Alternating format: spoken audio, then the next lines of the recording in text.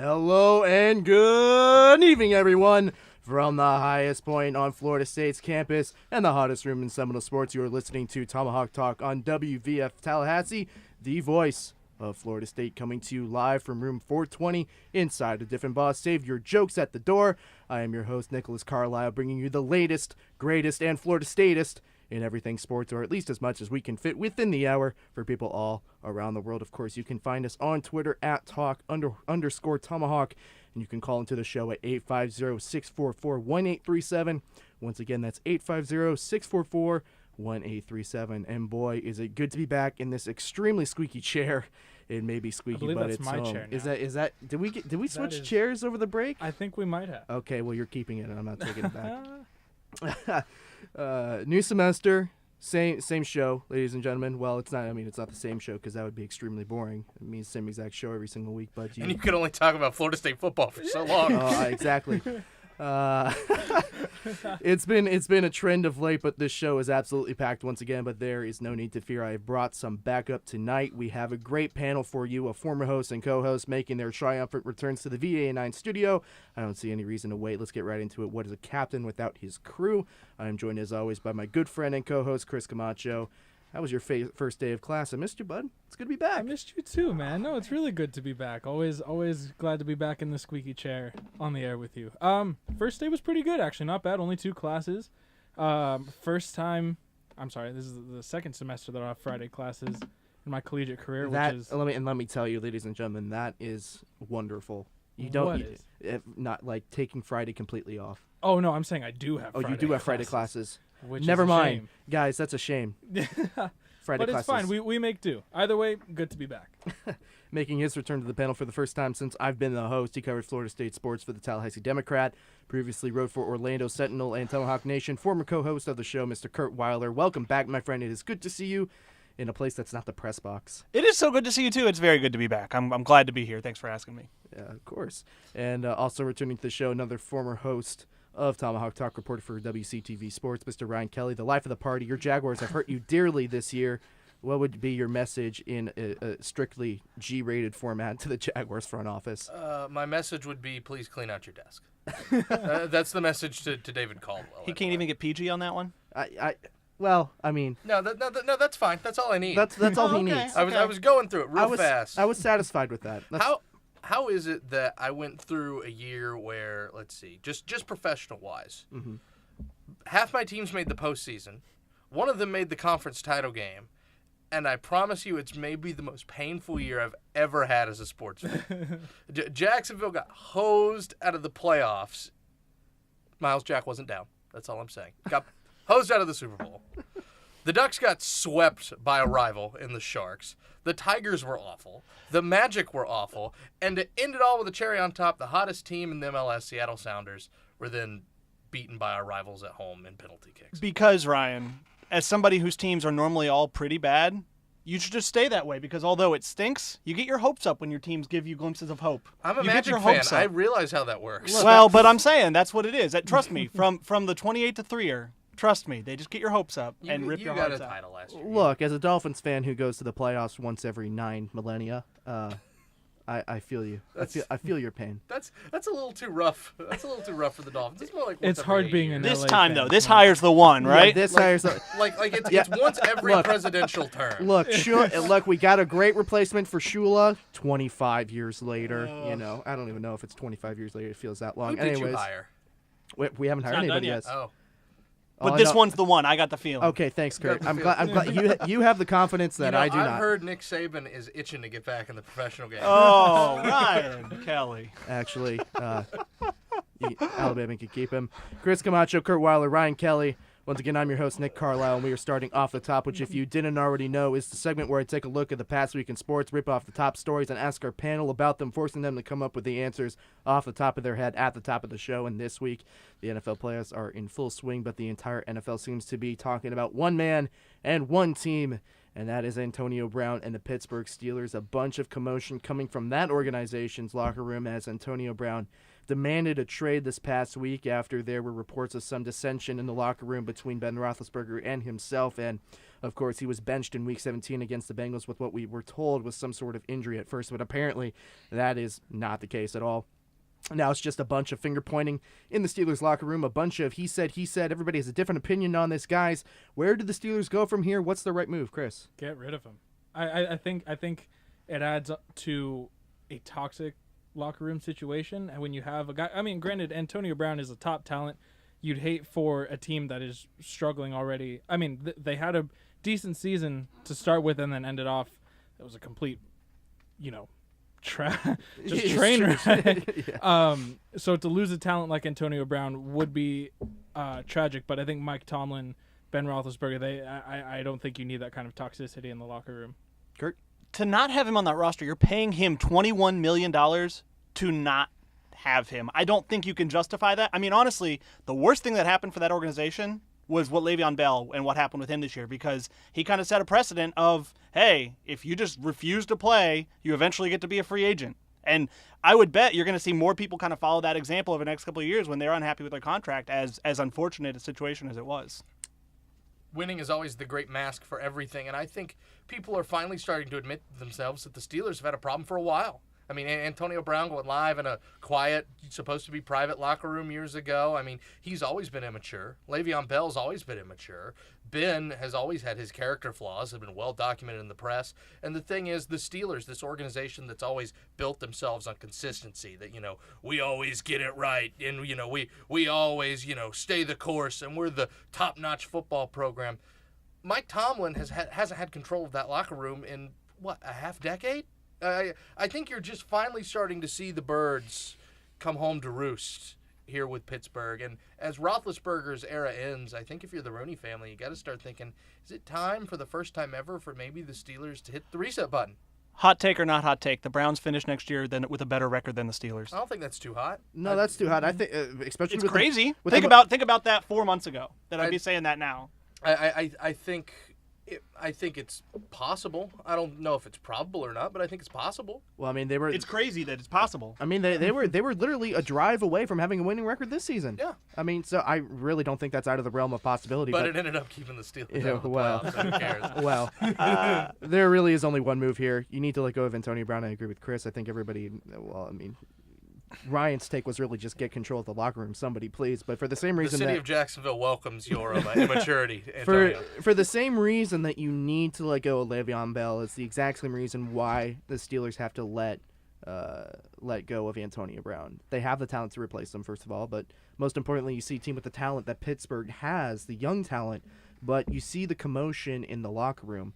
And if you're seeing this on the outside as a free agent looking and you see a team unwilling to deal out money, you see a team that will not trade you when you're disgruntled.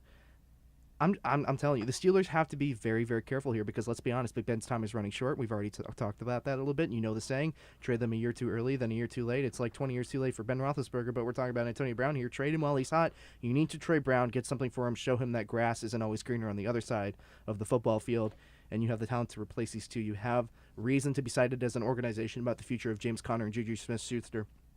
If you need to get Brown, Say that 5 times fast. Yeah. I did it once and it came out pretty good. I don't necessarily want to try it Did you again. hear the same thing? Yeah. Well, that was the Seminole segment presented by me, sponsored by me, brought to you by all of us. It's been a month for Seminole sports. It's been just a whirlwind of a ride since I was last here at the host panel. Of course, we do want to thank Luke and other Luke Fay and Luke Hazen for hosting the show on New Year's Eve. It took an hour out of their time to come and host the show, and you have a little bit of the update about what's been happening around the sports world, and it's been a lot. Like we already said, the Browns almost had a winning record. The Alabama, I think High School Basketball Association is That's right. restricting Yes. this poor girl from playing in college How because dare you cash checks from America? yeah, and Miami has smacked Miami Hurricanes have smacked the reset button harder than you could ever smack the reset button. Curtin's shaking his head and he disagrees. It is a huge. Let's be honest. I think we can all agree it's a pretty big crossroads for this Miami program. Mm-hmm. Richt has restored, or looked like he had restored, some of what they had lost over the last 4 or 5, however many coaches, a lot. But then this year happened. They still don't have a quarterback, and they just hired somebody at a huge crossroads of the program who has no head coaching experience. Mm-hmm. It is a gutsy hire. Could go one of two ways. If I had to trend, I don't see it going well, and that's nothing against. I mean, Florida State grad, Manny Diaz, but just that is a big situation for a guy who's never been in a situation anything like it. Absolutely. Well, I mean, Florida State did a similar thing in 2010, and it worked out okay for him. I mean, Completely different. The divorce was a little You were ugly. grooming him. They were grooming him for years. He was a coach in waiting. He knew that was going to be his job. Yeah, no, exactly. And it's not like it's not like Jimbo Fisher had a stamp taped to his back that said "Return to Sender." I mean, he didn't necessarily go anywhere, but I tend to agree, but I also tend to think that Manny Diaz knew that when the day came that Rick was gone, he was going to be in the running for that job. I think it came far sooner than everybody thought, but I mean, he was a favorite son of the program, and Him knowing it versus them grooming him for it is different, though. Yeah. That's what I will say to that. well, but at this crossroads, that when it comes to Miami, and I know that this is old news, and we're going to move on for it very, very quickly. I mean, I don't see another program in the NCAA that has bigger questions than the University of Miami right now, and I think Richt has left them in a worse position than he found them, and that's saying something considering how bad Miami was for that string of time. But you take them to the ACC championship, they get their butts whooped by Clemson, and it's been just this gigantic rolling snowball that has not stopped since then. What's kind of funny is that ends that, and the same thing into the Al Golden era. Yep. When Miami got thumped by Clemson at home. That was his last game there, and that was honestly the end of the Mark Richt era at Miami. I would say the LSU game to start this year. Really. Okay, yeah, I guess. Well, And that LSU team ended up being better than we thought they were at that time. But Miami's whole season was just so forgettable. yeah. Yeah, I remember watching that. We were in the Champions Club because they were announcing their new Unconquered campaign for the Florida State boosters. So we were watching that on the Jumbotron inside Doak Campbell Stadium, having a, shall we say, laugh or two. A laugh or two. Well, when it comes to another sport that's pretty hot right now, Seminoles basketball. Both teams traveled to Virginia this past week, both with different results, both equally as surprising. I think that's the best way you could put it. Going to start with women's basketball. Giving the collective Seminole fan base a pair of heart attacks this past week. This team, I got to give them some credit.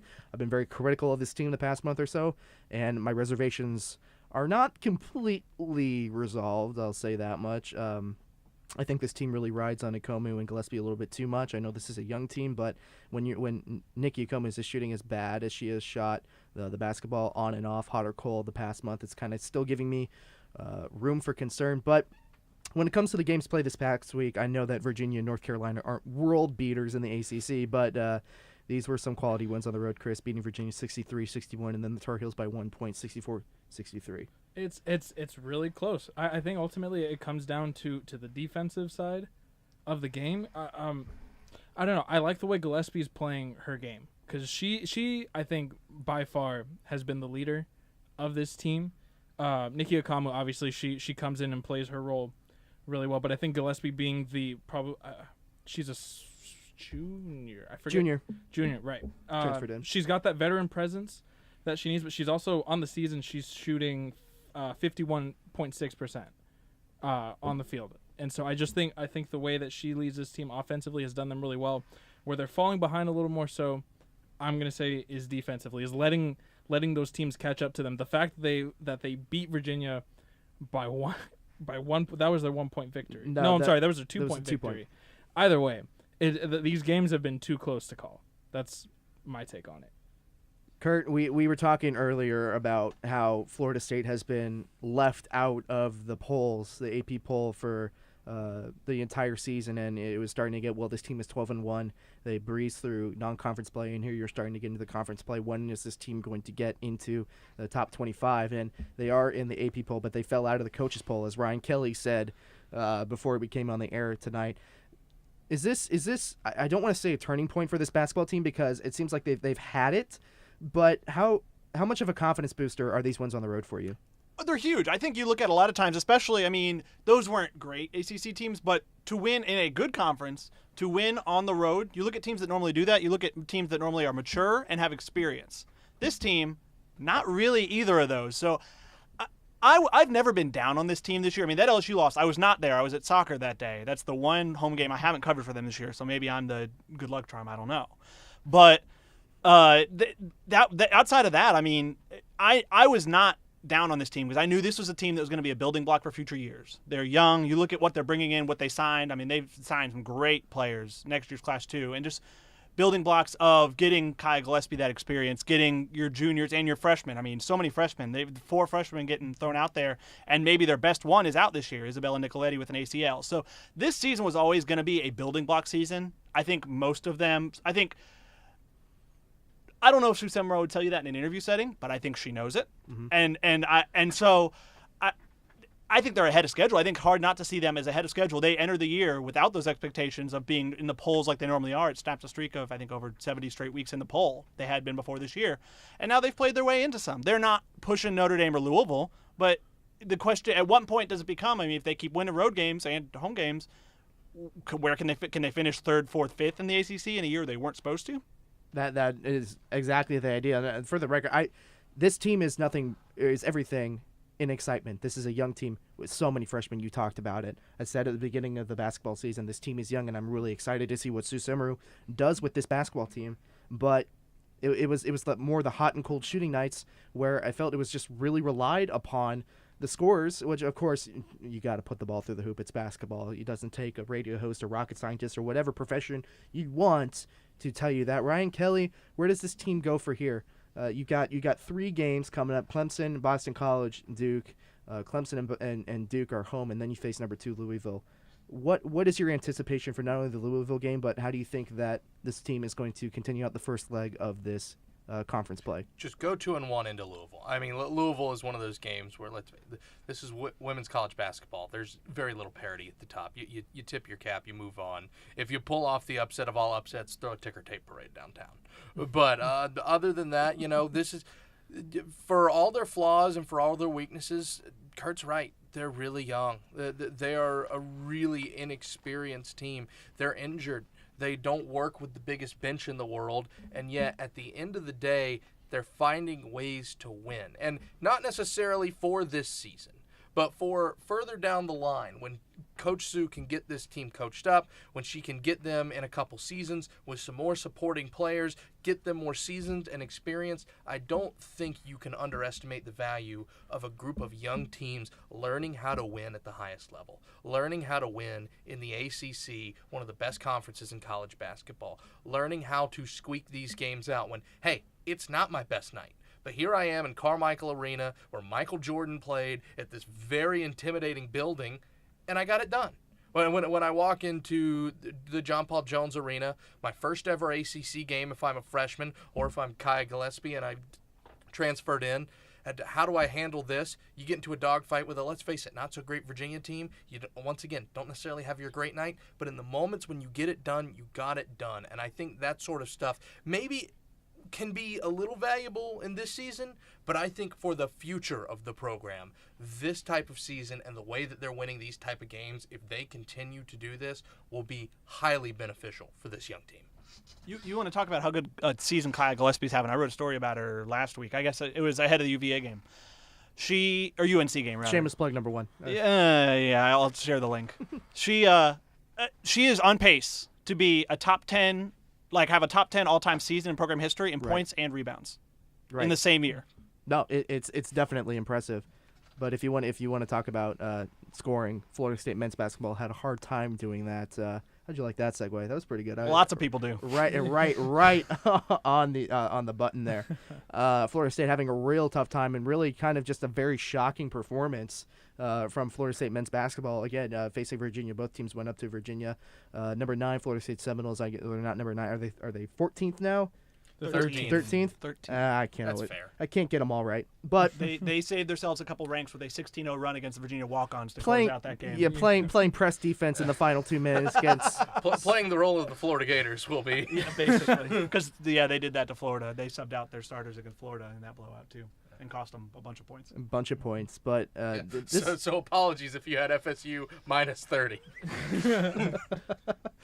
Chris, this was probably, this was definitely not the start that Florida State wanted, coming into ACC play. Of course, you kind of have a Winthrop game a couple of days beforehand that was kind of scary in its own right. Maybe the writing was on the wall a little bit with how that game kind of went, but I don't think anybody, especially with how strong this Florida State team has played early on in the season, I don't think anybody was really expecting this blow. I mean, let's call it what it was. It was a blowout until the final 2 minutes. Right. Well, and it's funny. I told you I was at Guitar Center when I got the notification for the halftime score. It was 42-23. I had to do a double take. Did you smash the guitar in anger? There was a lot of feedback coming from I was that about to say, is it bad? I just get this mental image that you're just trying out a guitar, and you look down at your phone, and just, one of the strings just boing. Exactly. No, it's you're right. It's not the start that Florida State wanted going into ACC play. However, I think I understand you were saying that even though Virginia is the number 1 defense in the country, that's not necessarily an excuse. Unfortunately, Florida State played to that statistic. Virginia's defense is keeping opponents to 51.2 points per game. Florida State only did 1 point better than that. So they're with an extended probably. They might not have broken 40 with a 16 some odd run. It was 16-0. Yeah. Right, exactly. Against walk-ons. If Virginia had not gone full Savage mode, I'm not sure Florida State breaks 40. Absolutely. It's you can chalk it up to an off night for guys like Trent Forrest. Trent Forrest only had 1 point. Trent Forrest and Terrence Mann combined for a point. Terrence Mann was scoreless for the first time in 65 games. Mm-hmm. It's a bad start to ACC play. I'll tell you that much. So I'm not necessarily always a numbers guy. I'm really more about what happens over the course of the game and looking at body language and mentality and seeing what these teams are about, how they play, how they come back from it. But looking at the numbers right here, Florida State 34.1% from regular field goal range, 26.1 from 3-point range, 6 for 23 for all you mathematicians out there. I get a pass because I'm looking at ESPN, but. Kurt, is this something to be concerned about, or is this just a bad game? Just straight. I'm not worried about. I mean, it is the number 2 team in the country, and it's here's what yes, UMBC last year, we all remember. Virginia stays a elite regular season team. They haven't really shown it yet in the postseason to be able to make a Final Four or anything like that. Never will. It does not worry me. I mean, that's what Virginia does. They limit possessions. They try and slow you down. The recipe to beat them is easy. Hit down your open shots, hit down your threes, things like that. The fact that free throws. Well, and yes, we can get into Florida State's completely out of the blue. 16 for 27. And started like 2 of 7 or 3 of 7 or something like that. And they were a great free throw shooting team. But when Virginia is hitting some of the shots Kyle Guy, I don't even know. It wasn't. Some of them were just open looks. Some of them were hand buried in the face, and he's just draining the three, staring down the bench. I mean, when Virginia is hitting those shots, they are all but unbeatable. So, I mean, Florida State could have kept it more competitive, but with better shooting of their own. But they knew, as much as everyone who pays attention knew, that game was over at halftime. With how much Virginia slows it down, there's no coming back from 19 down at the half against Virginia. And they played like it in the second half. They looked uninspired. And I do think part of that is to blame, and I hate saying this because everybody knows I'm a big defender, but I question a little bit of Coach Ham's management of the bench at the end of this game. I don't necessarily like that. Listen, I get it. I get that you've got Terrence Mann in foul trouble. I get that Fee is in foul trouble. I get that Phil is in foul trouble. But it's like he said, 15 points for Virginia is a blowout. It is the pace in which they play, it is over. I mean, you cannot just leave those guys on the bench when they are continually getting baskets against – I mean, I get it's not necessarily a second-team guy. Florida State is the Hamism is, winning by committee, and that is absolutely what this program's built on. And I do think that's kind of surprising because Leonard is so good usually at managing that bench. He knows those minutes, and that's why I felt like them playing a much tougher out-of-conference slate than they're used to would help in this first ACC game because it gives you more of an idea of how to manage that bench going into ACC play. Again, it's a weird game. It's a strange game. It's a fluky game because of who you played, the fact that they were such a buzzsaw and they hit everything and you just couldn't make anything. I do think that comes into play. I think you'll see a much better performance for this team against Miami, but it is just a strange game, and it just kind of seemed like everybody was off from the guys on the floor to the guys on the sideline. And the Yeah, I don't think that they were done any favors by a lot of the layover towards the end of non-conference play was rough. I mean, And that's fair. I'll be honest. I think they go 2-0 this week. I'm not worried about this team. 2-0. Okay. Against- Okay. Okay, hold on. Wait. Okay. I'm laying it out there. Okay. Here. Let's get the voice memo out. Let's just make sure. Are we recording this? We are recording this. Okay, we are recording this. So blackmail is real, Kurt Weiler. Come at me at Old Tokes Exposed. I was about to say, put it out here, right now. I need you to say the words. Say it. I think Florida State goes 2-0 this week. And who are they playing this week? That would be Miami, and then home against number one Home Duke. against that. Home against number one Duke. Oh, the game that sold out faster than I guess Ariana Grande concert tickets. I saw all the anger from students over that. Yes, Well- one of them being me. Good. Can Good I? for You can't get that credential? the people that have credentials. I'm metaphorically. As he May or beats may his not. chest in yeah, the studio. beats my chest. As we don't Tightens have my credentials metaphorical for that. tie that's over on my hoodie sweatshirt right now. Can I please speak to the students for 1 second? If you're careful. Because this is my pet project. This We're is my listening, thing. Ryan. We're listening. Guys And girls. and gals, yes. Okay. It's 2019. People. Ryan. Students of Florida State University, you have done something that hasn't been done since the early 90s. You show up every single time the doors are open. You're loud, you're involved, and I hear you. Why can't I get a ticket to Duke? Why can't I get a ticket to Miami? Well, why is it that we're sitting behind this bench? If you care about this stuff, it's my opinion, and again, this is just my opinion. This isn't the reviews of V89 or anything like that. You got to organize. You got to become an actual student section. You have to get recognized by student government. You have to have bylaws set down. You have to have criteria, like just about every single other big school. Like, you go to so many games, or your grades are so much, like they are, I believe, at Michigan State and Ohio State does it that way. There needs to be a merit-based system in place for you to get tickets. And the ticket office ain't going to do it for you. Let me just flat up tell you, they're not going to do it for you. You have to do it for you. That's how it's done just about everywhere in the country. That's the next step if Florida State wants to have a good basketball fan base, especially within their students. And with that, we are about halfway through the show, so we're going to take a little bit of a break. You are listening to Tomahawk Talk on WVFS Tallahassee, the voice of Florida State. We'll be back in 90 seconds. How the Western kids have silicone inside their lips, masked or in office for the love that their parents give. The northern girls, they play the part with painted face that works so hard. I swear to God, I felt today the perfume or of wine and gin. I just love this. I swear I go viral from the clubs to the streets now. It's a revival. The spirit is founded. The idealistically idle. The age of sex. I just love it. I just love it. I just love it.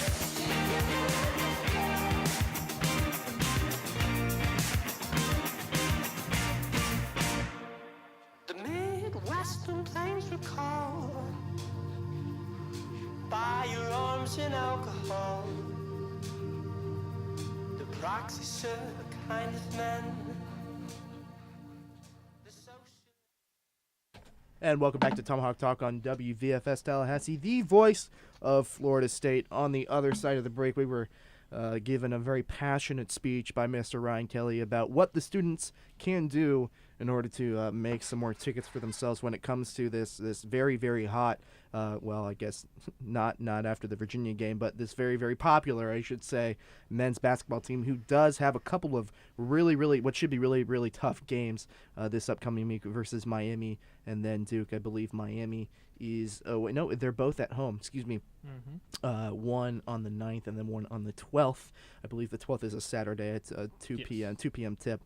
9 p.m. Wednesday. 9 p.m. on Wednesday, which is Gotta love really media fun members for gotta all love for those all of 9 us p.m. media members who end up getting out of there at 12 or 1 in the morning. And Who have deadlines. Who have And for deadlines. some of Deadlines us- are yeah, fun. and for some of us who have to be on television at 11:15. This is the life that we've chosen to live, Chris. Oh, Exciting. we love it. Love it. Oh, it's the best though. Wouldn't trade it for anything. I hear the best. complaining about your Friday classes. Well, that's So, different. of course, we're going to wrap up men's basketball here shortly. I mean, obviously, I guess the big question is, and Kurt's already given his very, let's just say, outlandish take on how the Seminoles are going to perform this week. I don't think that's outlandish. FSU's beaten Duke 2 straight times here. Think I'm right. I think I think I'm right. I don't know. Well, we'll just go round panel. Let me here. pull up some It's game just notes. one. At home? pull up some At home, ga- you're saying? Yes, at home. They lost last year. I was at that game in Cameron last year. They lost there. but- So was just at that while game while as well. Kurt does his homework and his deadlines about 5 minutes. I know deadlines for reporters.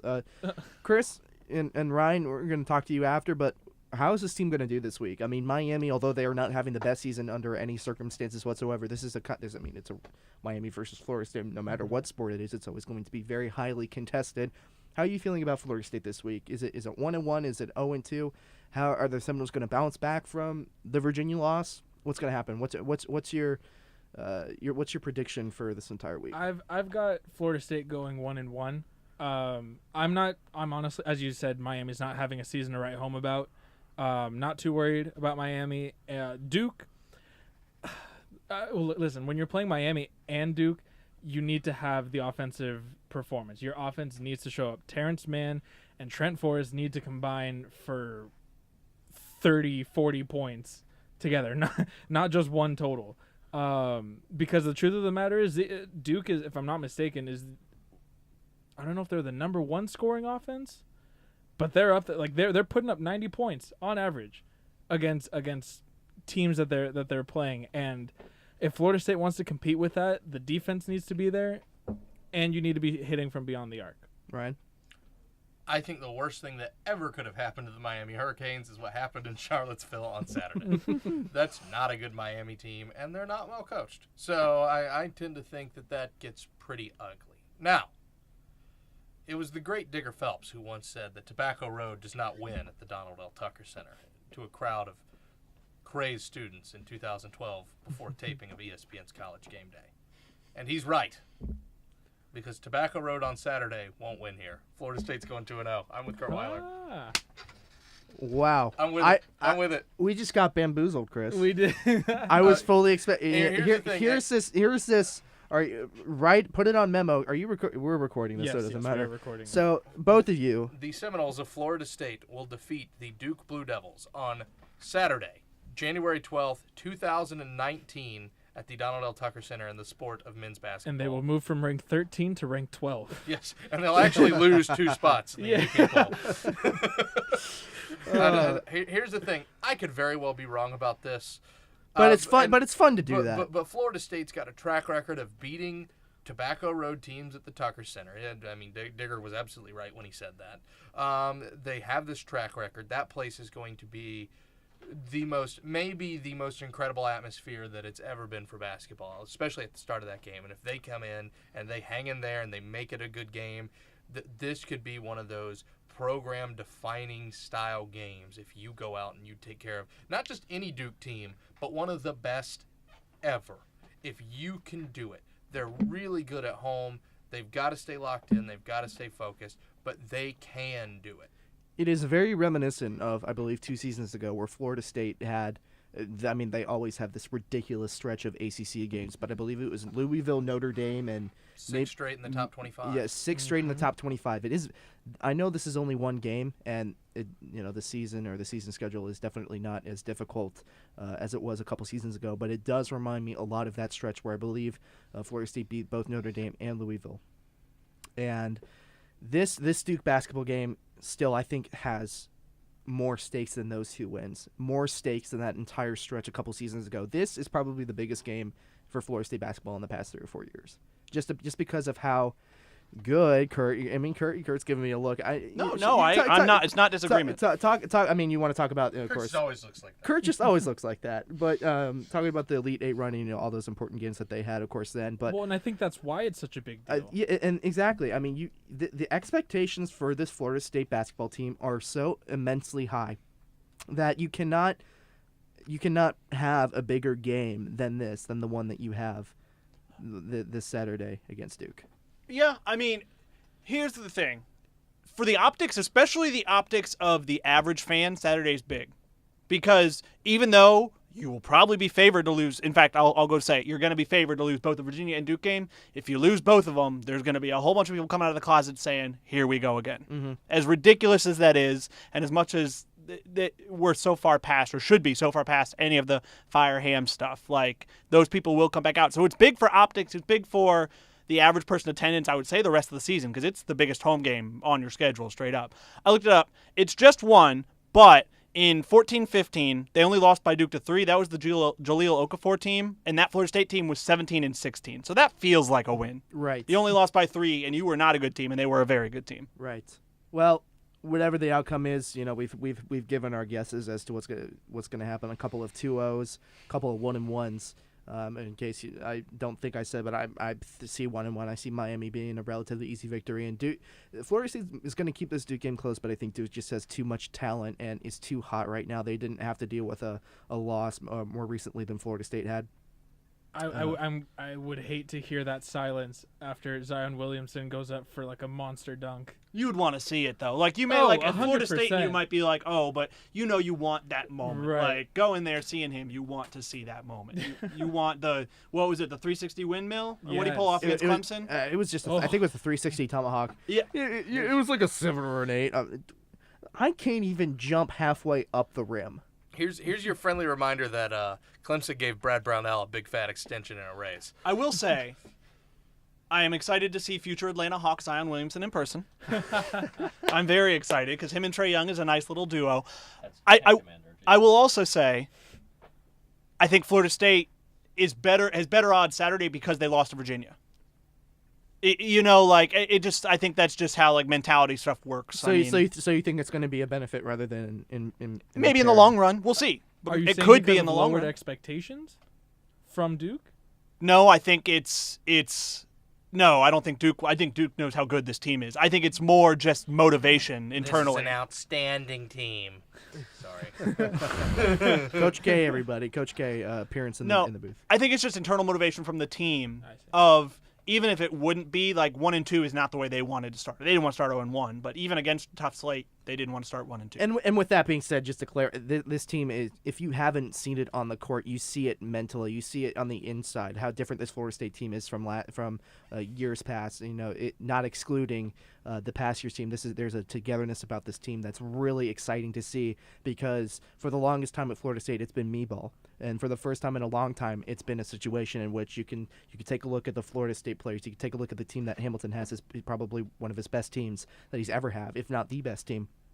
Taking a look at these players and saying that is an exceptional basketball player, not just mentally or mechanically, but mentally as well. And it's something that's really exciting to see. And no matter what happens this week, this team is a bunch of eye candy, and it's really exciting to watch. But moving on to the NFL playoffs, I know that it's already begun. There were already a couple of games this past week of some rather boring games for the first half. I mean, oh my God, I tuned into the fourth quarter of the Eagles game, Eagles-Bears, and when I saw the score, I couldn't believe it. It was 10 to 15, I think it was, before the Eagles scored their touchdown. I was that's right. Yeah, just two very low-scoring games on Sunday. The Chargers underwhelmed me, and I know my dad's a big Chargers fan, being from LA. But honestly, I didn't think whether the Ravens moved on or the Chargers moved on, I didn't think either of them are Super Bowl contenders. Well, I think that the Ravens, with the way that they had to beat the Browns, I couldn't see them winning a playoff game anyways. Sure. But moving on to the divisional round, we're gonna. I don't believe Luke gave any predictions when he was the host last week. But regardless of that, moving on to predictions for the rest of the way, we're going all the way here. Home plate.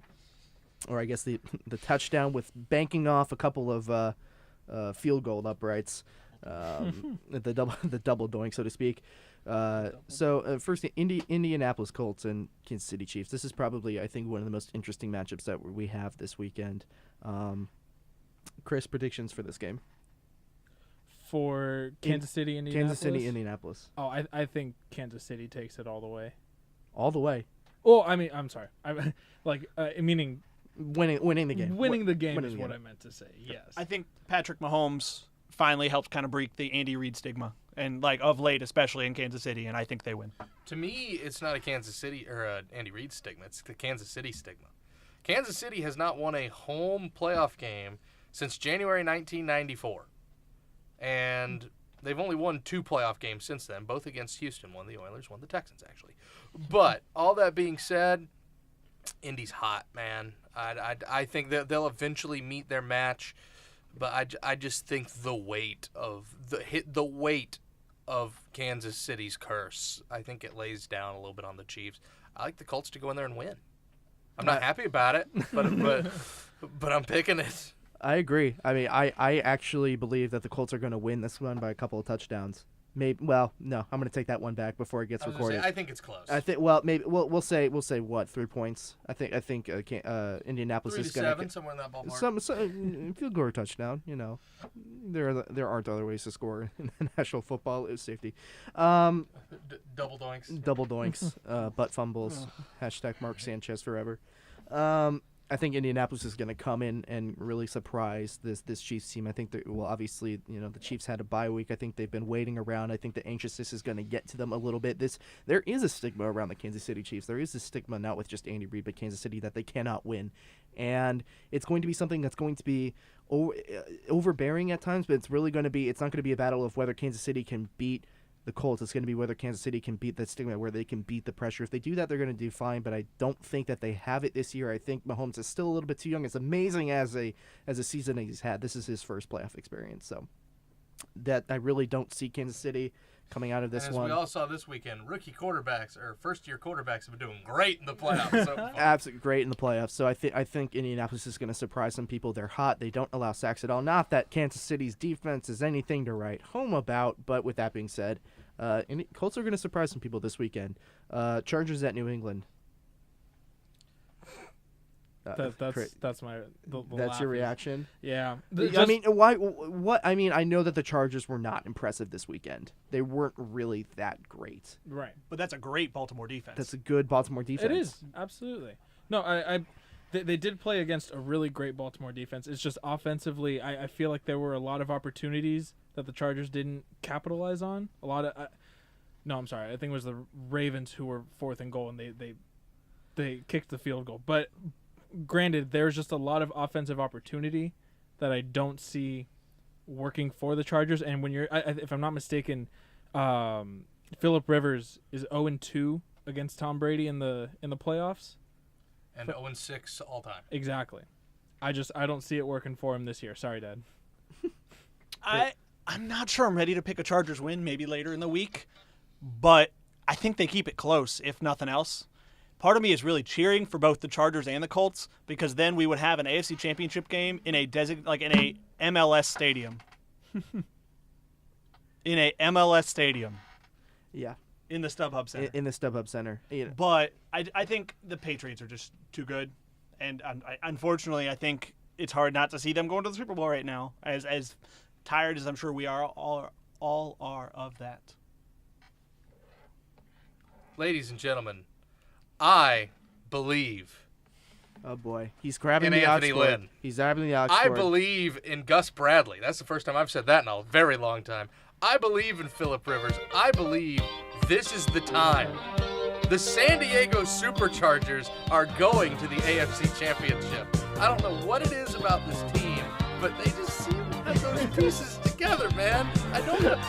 Here's the thing. Any other San Diego, I'm going to call them the San Diego Chargers. You can forget about that. The San Diego Chargers, the Los Angeles Chargers, the Los Angeles Galaxy Chargers, whatever you want to call them, that's where they play.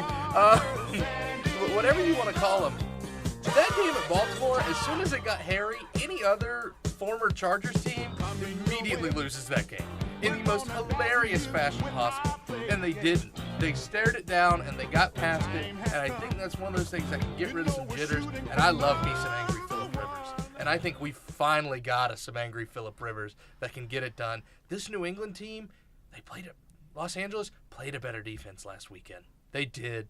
I know Bill's going to have a lot of stuff ready for them, but I don't know why. I've just got a feeling about these Chargers that they squeak it out this weekend. Ryan, talk me into it. I'm in. Let's go. It was Let's the music. go. It was It was the song. I can't even hear the song. I don't have headphones on, but yes. Well, yes. Yeah, that's true. Supercharger. It was really nice. That was like. He talked you into it, Nick? Is that what you're saying? Well, I mean, let's be honest. He started grabbing. The aux cord. The aux cord. It was over for the from A there. song like that and doesn't I was- need permission. I was yeah. I was like, this is my studio. It just got when you're a taken former over. host, you don't need permission. You don't Yeah. need permission. You don't need permission. May I please use the aux cord? Yeah. Too late. Thank Too you. late. Look, the Patriots are going to win this game in the fashion that everybody doesn't want them to win this football game. It's going to be one of those games where everybody's rooting against the Patriots, as they always root against the Patriots. And it's going to be a situation in which the Chargers are going to almost have enough, but just like, and I'm sorry, Ryan, the Jaguars last year, it's not going to go down. Oh, so the that way. referees are going to give New England a free pass to the AFC title game? Well, you know what? They very well might do that. Can you really roll Phillip that Rivers out? wasn't down. Derwin James wasn't down. Hashtag Derwin James wasn't down. FSU Twitter may lose its mind if Derwin James has like a game-sealing interception or something like that. Can we talk about Derwin for a sec? Sure, go ahead.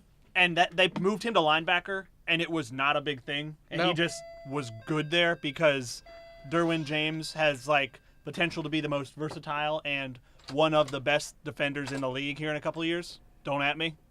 Yep. No, I believe that. I mean, Derwin James has been, they were really talks, especially with the way that his Florida State tenure ended. There were talks that, well, maybe Derwin James isn't all that he's supposed to be. You really didn't need him, Tampa. Yeah. I'm happy. Oh. Listen, I'm happy Tampa didn't take him, but My- Buck on all Twitter's bad enough. My poor colleague at the Democrat, Wayne McGahee, is still to this day devastated that both Dalvin Cook and Derwin James are not Buccaneers, and rightfully so because they debatably should have taken both of them. Moving on, Dallas, and the Rams. Stone Cold Lock of the Century of the Week. Rams, big Ram- at the Coliseum. Yeah. Rams big. Rams, absolutely. Okay. Well, that saves us time. Thank you, everybody. Yeah. Rams. We're up against it, man. Look. I'm just gonna say my piece and move on. Dallas is, I think, that team this year, and you could talk about the Eagles however you want to, but Dallas is that one team this year where you take a look and you just go, really? I mean, I understand the talent that this team has. I mean, Ezekiel Elliott is fantastic. They have a great young linebacker core in Vander Esch and Jalen Smith, but just the way that culture has been kind of just in a whirlwind for the past couple of years. I take a look at this team and I just kind of, really? I mean, let's face it, they almost got like a bye week in a Seattle team that, sure, the leadership of Russell Wilson has led them to a very overachieving season, but this is a Seattle that was a Seattle team in rebuild, and I think they kind of got an easy pass. But final divisional game.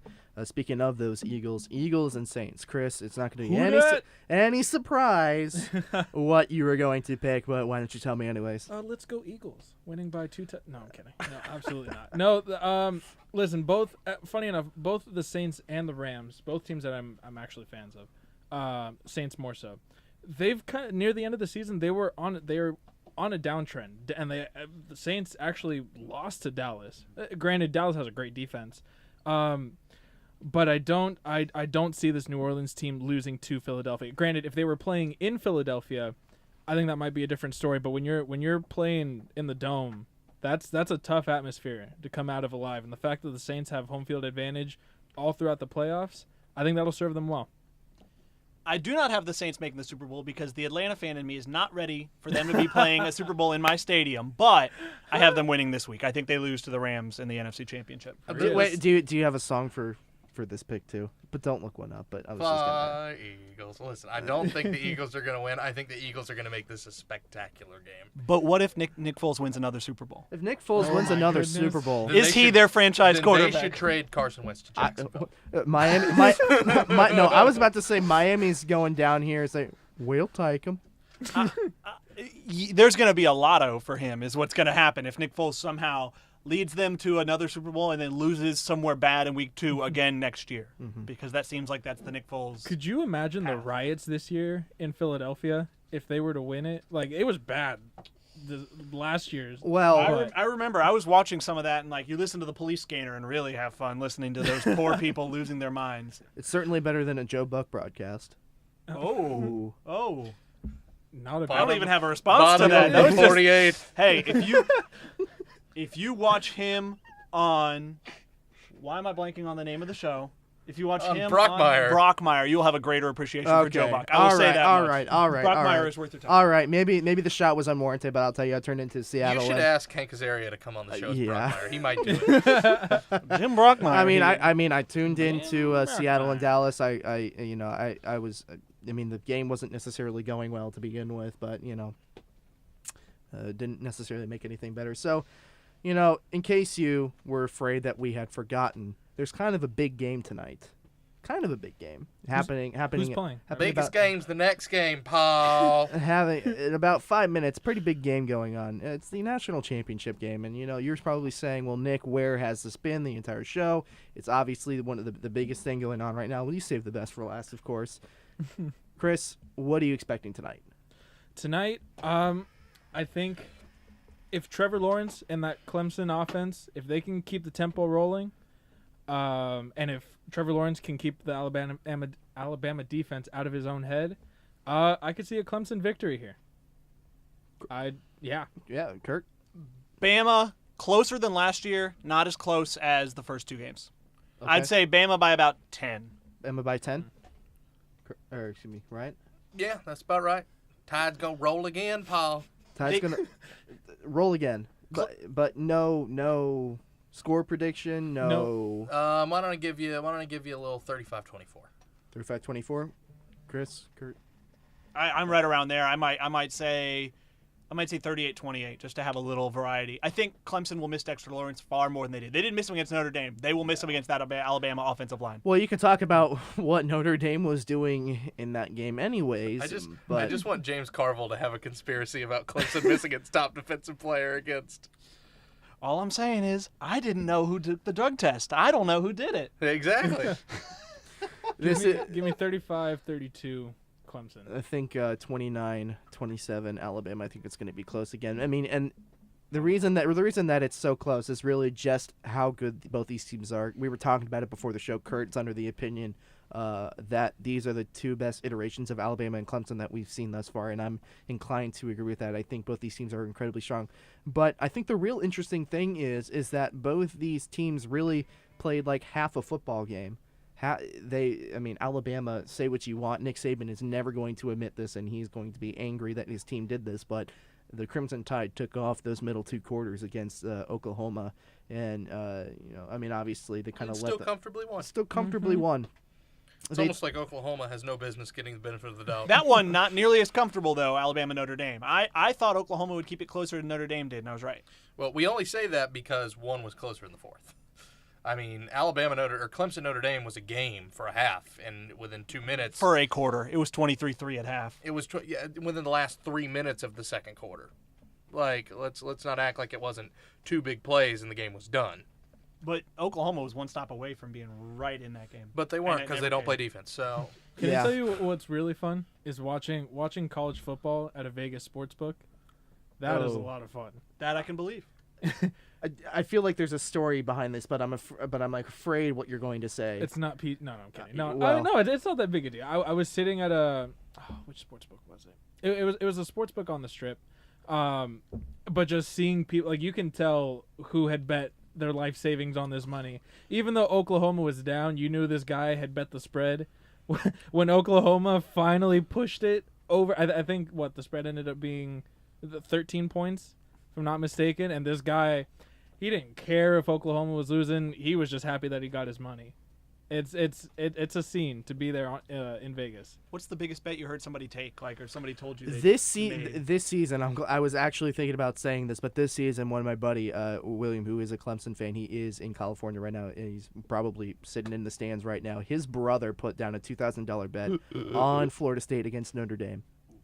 Straight up? Or Straight Wait. up. money line or spread? I think I Was- I don't think it was spread. I think it was money line. Was that like one of Oh. those Brewster's Millions things How much where you would had he to have spend won? all the money? He bet $2,000 on the money 2,000 line? or 200, maybe subtract a zero, maybe add a zero. That's still like It's Yeah, no, I really, told like- him. Jeez, I told him. if he wants money he doesn't want to have back, I have No. student loans, Yeah. man.